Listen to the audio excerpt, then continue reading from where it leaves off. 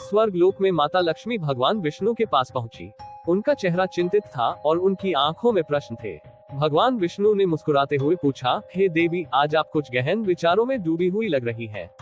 क्या बात है? माता लक्ष्मी ने कहा, हे प्रभु, जब मैं मृत्यु लोक में भ्रमण कर रही थी तो मैंने 3 स्त्रियों के जीवन को देखा। उनमें से 2 विधवा थी और अपने जीवन में बहुत कष्ट झेल रही थी, जबकि तीसरी स्त्री अपने पति के साथ सुखी और समृद्ध जीवन जी रही थी। इन तीनों को देखकर मेरे मन में 3 प्रश्न उठे हैं। भगवान विष्णु ने धैर्यपूर्वक पूछा, आपके प्रश्न क्या हैं, देवी? माता लक्ष्मी ने कहा, मेरे प्रश्न हैं, 1. कौन सी स्त्री समय से पहले विधवा हो जाती है? 2. कौन सी स्त्री को कभी सुख प्राप्त नहीं होता? 3. ऐसी कौन सी चीज है जो एक पत्नी अपने पति को मांगने पर भी नहीं देती? भगवान विष्णु ने हंसते हुए कहा, देवी, आपके प्रश्न गंभीर हैं।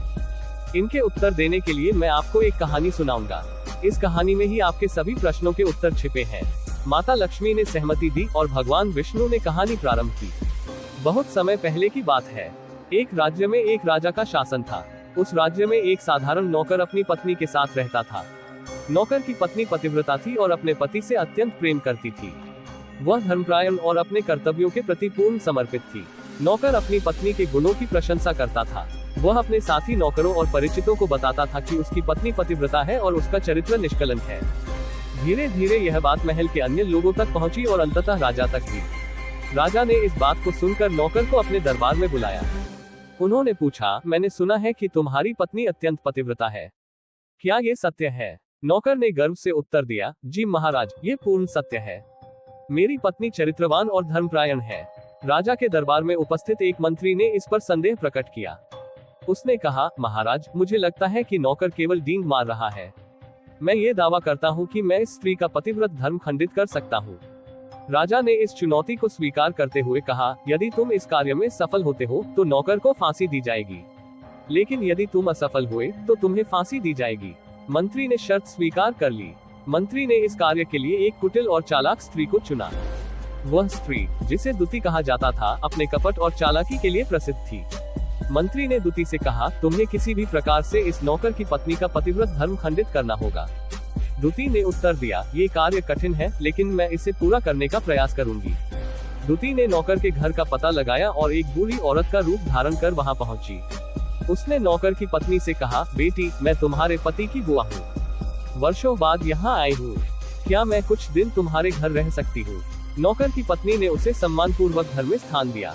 उसने दुती की सेवा की और उसे परिवार का हिस्सा मान लिया। कुछ दिन बाद दुती ने नौकर की पत्नी का विश्वास जीत लिया। एक दिन जब नौकर की पत्नी स्नान कर रही थी, दुती ने धोखे से उसकी जांघ पर तिल का निशान देख लिया। दुती ने नौकर की पत्नी के कपड़े और उसकी जांघ पर तिल के बारे में जानकारी लेकर मंत्री के पास पहुंची। मंत्री ने इन तथ्यों का उपयोग करते हुए राजा के दरबार में दावा किया कि उसने नौकर की पत्नी का पतिव्रत धर्म खंडित कर दिया है। मंत्री ने राजा से कहा, महाराज, मैंने इस स्त्री का चरित्र जान लिया है। इसके शरीर पर जांघ पर तिल का निशान है और यह उसके कपड़े हैं। ये प्रमाण है कि वह चरित्रवान नहीं है। राजा ने ये सुनकर नौकर को दरबार में बुलाया। राजा ने नौकर से कहा, तुम्हारी पत्नी का पतिव्रत धर्म खंडित हो चुका है। तुम्हें 15 दिन बाद फांसी दी जाएगी। जब नौकर ने अपनी पत्नी को ये बात बताई तो वह अत्यंत दुखी हो गई।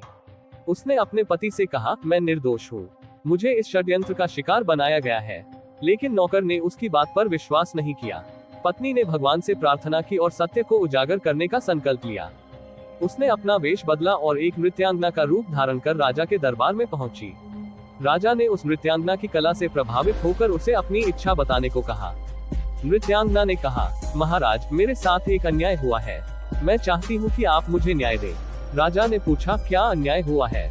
नृत्यांगना ने कहा, महाराज, आपके मंत्री ने मेरी संपत्ति चुराई है और मुझे झूठे आरोप में फंसाने का प्रयास किया है। राजा ने मंत्री को बुलाया और उससे पूछा, क्या ये सच है? मंत्री ने कहा, महाराज, मैं इस स्त्री को जानता तक नहीं हूँ। नृत्यांगना ने कहा, यदि मंत्री मुझे नहीं जानता तो उसने मेरे कपड़े और मेरी जांघ पर तिल के निशान की जानकारी कैसे प्राप्त की? दुती को बुलाया गया। दुती ने राजा के सामने सच्चाई स्वीकार कर ली। उसने कहा, मंत्री ने मुझे इस कार्य के लिए नियुक्त किया था।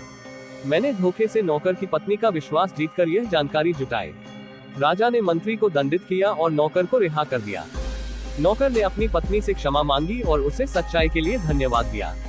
भगवान विष्णु ने माता लक्ष्मी से कहा, इस कहानी से आपके सभी प्रश्नों के उत्तर मिल गए होंगे। जो स्त्रियां अपने पति का अपमान करती हैं या उनके प्रति सम्मान नहीं रखती, वे समय से पहले विधवा हो जाती है।